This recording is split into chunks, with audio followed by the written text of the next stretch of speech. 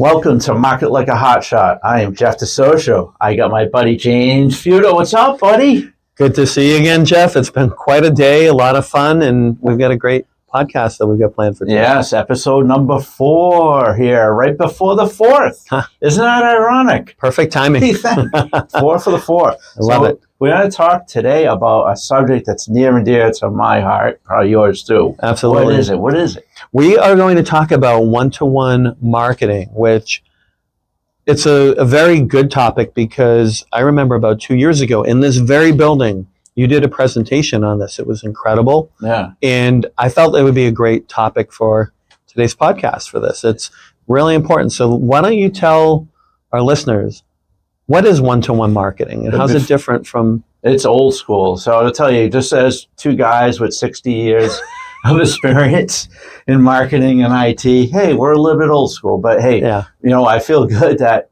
hey, we both still have great. We still have hair, first of all, and it's not all gray, right? But, it's nothing like the old human connection. So, what is one-to-one marketing? It's not fancy. It's not, it's pretty basic stuff. Yeah. It's what we did before the internet, pre-1995. How did you meet people? You met people in person, right? There was no text, social media, Facebook chats or Instagram chats, no Zoom. There's none of that. We didn't have phones. Right. Yeah, there were cell phones that are about as big as this room, but, it was human connection. A lot of sales folks made their numbers back in the day, right? So it worked, right? So, so what's your, as... I did the presentation, but what did you get out of that as far as defining what one-to-one marketing was? Well, defining it, it's just, I think a lot of us, especially a lot of us small business owners, one of the things we do is we tend to gravitate towards methods that reach a larger audience. The problem with going that route is that you're getting like a fraction of a percent of people that you're actually reaching. With one-to-one marketing, you sit down, you have a coffee with somebody, or you have a phone call with them, or you follow up, you notice an event in their life and you follow up with that. Yep. You're making an impression on that one person. It's kind of like the Jerry Maguire approach, right? Yeah, show me the money. Show me the money. So, when you talk about networking events, and one thing we preach with mass professionals, relationships first, transactions second. Right. So you ever go to an event and you don't even know, you're like, shook this person's hand. How you doing? And there's the business card right in the face. It's like, they did their pitch about their new bricks that they just designed. And there's this guy, I won't say it straight out, but an event I go to every week, he's showing some bricks that he built that are green or whatever. Not to pick on the person, but it's like, and you see these people like glossed over, looking at their phone, like, what the hell is this guy talking about? Exactly. He's not making that human connection. Not at all. He's thinking transaction right there. Right. And, you think about email campaigns, getting back to that. Yeah. Where do email campaigns land? Spam, right? Exactly. The drip campaigns and things like that. And it's like the tools are getting better, Like I'll have somebody connect with me on LinkedIn and then I get a DM from them and then another DM. So they're trying to create that but still one-to-one, but it's not the same thing. Not the human connection. There's no human connection there. Yeah, so it's a big thing. So, you want to make, and we talked about standing out a couple of episodes ago, make your brand unforgettable. But you know what? If you meet somebody at an event and you remembered something they talked about, and it could not be nothing to do with business, could be about your favorite band, or it could be your favorite vacation spot. Man, they told a great story. So, one-to-one, just to define it, human connection, right? So, and why do you think this still works today? I know we're starting to talk about this a little bit, but let's dig deeper into why one-to-one marketing and the human connection still works today. Yeah, I mean, one thing, and I can't believe I'm saying this because you and I both can vouch for this over the last 30 years, but one of the things we've noticed over the last 30 years is that people still want to be seen. Yeah. They want people to recognize them and see them as people. You don't want to walk into a networking event like you're got a giant dollar sign tattooed on your face.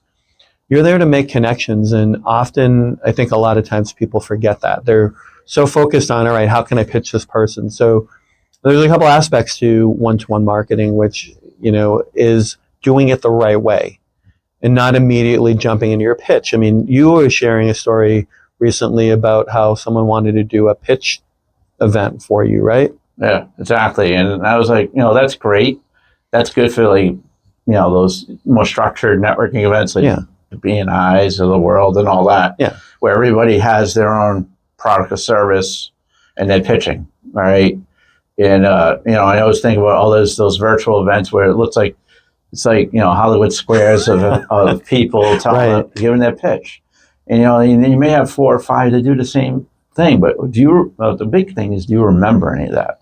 Never. And I mean, can I tell you actually a secret? Yeah. I don't use a pitch. I introduce myself and I start the conversation, and I want people to ask me what I do. I don't want to go over and say, hi, I own this company and this is what we do and all that other nonsense. I just introduce myself as who I am and find out things about them, and I listen to them. I don't just sit there and jump into, it's not always about me. Yeah. And that's one-to-one marketing. Again, understanding their needs. When I go to events likewise, a lot of people are like, I just did this long email or post about my change of, becoming president of AMA. And I got a bunch of messages saying, wow, I didn't know you did all this. Right. Because, I don't even pitch what I do at events at all. I just ask a question, what brought you here? Get to know them. What's your family like? Do you grow up in Boston? Get to know that person. And then they know, like, and trust you. So that's why it still works. It humanizes you in this crowded, automated world that we're in. Exactly. It's just like, it drives you absolutely crazy. Yeah. Your phone is buzzing. You have billboards driving on the Mass Pike. You got DMs going all over the place. People are texting you. There's nothing like shaking somebody's hand and knowing, liking, and trusting them. Exactly. And, they lead to the biggest referrals. They do. So think about your best referral. How did that happen? You're right. It's our biggest referrals, and some of our best ones are people that advocate from us, and they're often their clients, but they're not always clients. In fact, we're even getting referrals from people that we've never even worked with. Yeah. Because they've heard a story from somebody they know, and they're recommending us. No. So, I mean, like, that's irreplaceable, right? That's not something you get by recording a video on social media telling people how great you are. It's not something you do by a mass mailing or an email list or a social media post.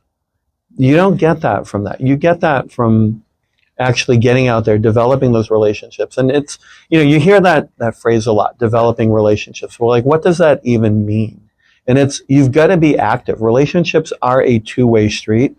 People don't realize that, and you've got to put you've got to walk the walk. I was going to say put your money where your mouth is, but the truth is that you really want to go out there and walk the walk. And by doing that is, if you say that you're volunteering, then get out there and volunteer, right? Exactly. You say that you're going to help people out, go out and help them. Don't just like flap your gums. Right? So, all right, here's another scenario, all right? So we think about the whole life cycle. You meet somebody, build know, like, and trust. They do business with you, right? You had your first meeting. Right. How do you follow up? What's the one-to-one way to follow up with something? Not the automated AI generated, but what is it? Well, this is actually something, you're a recruiter, you do a lot of that work in recruiting. And it's a huge pet peeve of mine that I don't see this enough today, but it's thank you notes. Thank you for your time for meeting me, whether it's a job interview, whether you're meeting with a new client. It was great meeting with you. Here's the information I promised you. Yep. Or if you don't have any follow-up information, just a simple thank you. And you know what? Don't always, and this is actually a little tip for you candidates out there. I'm just that lonely recruiter, right? I don't get very many thank yous. But you have to remember something. I am instrumental for you to get to the next step. So what I mean by that is, don't always think about the person you're doing the transaction with. Think about whoever you interact with down the road towards that transaction down the road, right after you go through it. But you always want to think people, written notes are the best. Sometimes I'll get I'll get a card in the mail. Yeah. I'm like, wow, that's my first impressions. Wow, this person took the time to write me a handwritten note. Yeah. You know, and that's why it still works. You know, it's sincere. It's a sincere way to thank somebody. Right. About, you know, for something that you helped them with. Yeah. I mean, I spare people my handwritten notes because I have terrible handwriting. Yeah. But there are services out there for any occasion where you can send a card out. Yeah. Which is great. It's like you can send them the card, you can type in your personalized message. So if you have bad handwriting, there's really no excuse. You know what I use? I use block writing. I use those big block letters when I write. And I don't know, because, you know, again, we're in a world now, we don't write as much as we used to. You know, I got A's in handwriting in elementary school, which is crazy. I used to have to stay after school for it all the time. So. Oh, really? So you know, and you know, like I said, it has I always think a written message, and I'll leave it at this, and we'll move on to the next sector here, is better than getting that quick promo. Now, sometimes companies will say, "Oh, I'll just give you 10 or 15% off your next vitamins that you buy off you," or whatever. Yeah. But, you know, that handwritten note, I think, really works good. So everyone's thinking, oh, man, this is a lot of manual work, right? I got to talk to this person. I got to go to networking events. How do you, like, you might think of burnout after a while because it does take more time, even though it does work. What's your thoughts on burnout? I actually have a funny story about that because a couple of years back, we had a couple of projects that got delayed. So I did the silly thing and did 17 one-on-ones in 1 week. One-on-one meetings with people. And what I found to help me with that is I always take notes during my one-on-ones. And then instead of I created a template. So it's not necessarily a form letter, but it's a template where I just go in, I modify a couple sections of it. This is what we talked about. This is what I enjoyed. So it follows a good flow, but it's not necessarily me typing word for word everything in there. I'm just taking key parts of it and updating it to be more related to the person. When you have that many people to get back to, you don't want to just, the other alternative is that they get it a month later. So sometimes you got to take these types of shortcuts to do that. Yeah. And then, there's some strategies out there to help you. Yeah. All right, we're going to go a little online, the CRM, right? And then I think that all sales folks, all companies should have a CRM. Right. Right. But it doesn't mean it's electronic, but still you have to incorporate the one-to-one marketing as part of that, right? And track when you meet with people. When you meet with them, do check-ins. Record any information that's relevant so that you can, wish them a happy birthday or happy anniversary if they have a milestone. That's a big thing. So on LinkedIn, I always look for birthdays, job anniversaries, but then, don't send like a long email and all that. Pick up the phone and give them a call, especially if you know them, right? That would go a much longer way than just happy birthday to you, James. Okay, good. Thank you, Jeff. We actually have a mutual friend that has sent me videos of when it's my birthday, he'll send me a video wishing me a happy birthday. So should I do this from now on? I know how to play happy birthday on the guitar, right? So everyone's birthday now, look out. I may be sending you a video of me playing guitar. Happy birthday to you, right? What do you think of that? We got to work music into all of our podcasts. We do. And don't worry, we won't be playing any Metallica. No karaoke this time. So, wow, man, we're rocking it today, right? One-to-one.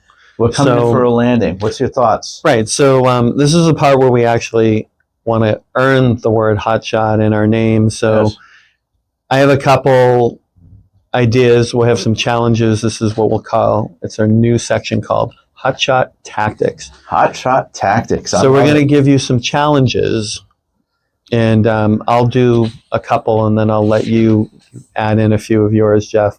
So the first thing is send 3 genuine direct messages, text, or voice messages to people, old clients, people you haven't talked to in a while, with no ask. Just genuinely check in to see how they're doing.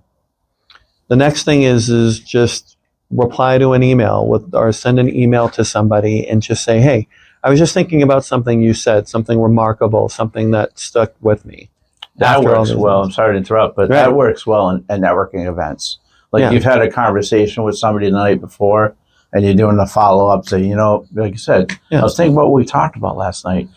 That proves that you were listening to Right. them, right? Yeah. Actually, it's funny because you and I had a conversation on Friday night that I shared with somebody, and like your name came up when Jeff and I were talking, Yeah. and I just wanted to share a compliment that you had made about this person. So, how about you? What are your weekly challenge? Well, actually, you know what? Nothing like personal stories in your next email blast or even Right. a social media post. I see a lot. The 4th of July coming up. A lot of folks are talking about what they're doing for the 4th. Right. It humanizes you. Right? You're not an AI robot, right? You're humanized, right? And then feature a client that you worked with in your next podcast or whatever you do. That might be good. And then last but not least, write a note. physical note.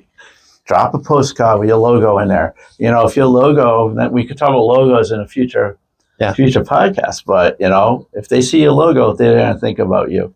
They're going to see your picture. They're going to think about you, right? So let's wrap it up, man. Yeah. Before we go to the 4th and start some picnics and the beach and all that, what do you think? Yeah. So my final thought is just that, marketing is evolving, but here's the really kicker in summing up our whole discussion today is that people still want to be treated like what? People. Humans. Yeah, exactly. Right? And, you don't need, 10,000 followers, right? If you have 50 people, 100 people that love you, that's way better than having, those Instagram followers that have 10,000, 20,000 followers, right? You got to have trusted resources, know, like, and trust, right? Right. So final, and then we'll wrap up. Final nuggets that we want to share. So, make it as part of the way you do business in one-to-one, right?